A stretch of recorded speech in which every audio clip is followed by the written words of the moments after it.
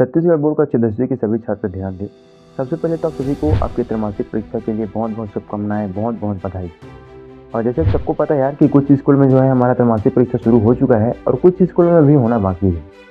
Students अभी तक से आपका जो है त्रैमासिक परीक्षा शुरू नहीं हुआ है, तो कुछ स्कूल में जो जहाँ हो चुका है वहाँ के बच्चों का मैं जब क्वेश्चन पेपर को देखा तो मेरे द्वारा बताया गया मॉडल पेपर के अकॉर्डिंग जो है सारे क्वेश्चन आए थे, है ना।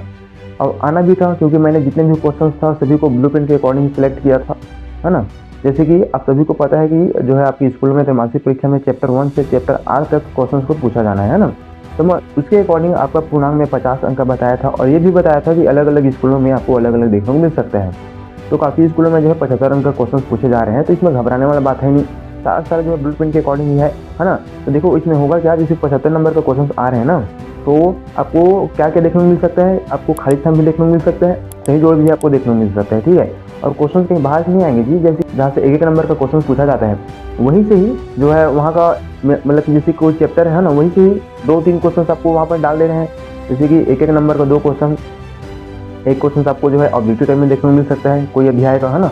और उसी चैप्टर का कोई क्वेश्चन आपको खाली स्थान में भी डाल दे रहे हैं, है ना, क्योंकि पूर्णांक को 75 तक करके लेके जाना है ना, तो उसको क्वेश्चन की क्वांटिटी को बढ़ा रहे हैं। और उसी प्रकार से जो दो अंक का जो क्वेश्चन है ना, उसको भी एक ही चैप्टर से जो है दो ऐसे पूछा जा रहा है ना। तो इसमें घबराने वाली बात है नहीं, सारे जो है एकदम इजी क्वेश्चन पूछे जा रहे हैं। और मेरे द्वारा बताए गए मॉडल पेपर जितने भी हैं, तीन ही मॉडल पेपर दिया था, तीनों को एक बार देख लेना, जिसमें चैप्टर 1 से चैप्टर 8 तक के सारे महत्वपूर्ण क्वेश्चन उसमें शामिल है यार। तो एक बार उसको जरूर देख के जाना। और यदि उसके बाद भी आपके पास समय है, यदि अभी आपके पास समय बाकी है, मैं चैप्टर वाइज भी आपको बहुत सारे जो है इंपॉर्टेंट क्वेश्चन है उसको मैं बताया हूँ। और साथ साथ आपको जो है प्रैक्टिस के लिए 10 से 15 आपको हर चैप्टर का मैं ऑब्जेक्टिव टाइप के क्वेश्चन बताया हूँ। एक बार उसको एक बार प्रैक्टिस लगा लेना। चैप्टर वाइज मैं वीडियो बनाया हूँ, चैप्टर 1, 2, 3, 4, 5 ऐसे करके पूरा बन चुका है, ठीक है। तो एक बार जरूर ध्यान देना और सारे जो जितने भी ऑब्जेक्टिव टाइप के क्वेश्चन है सबको करके जाना।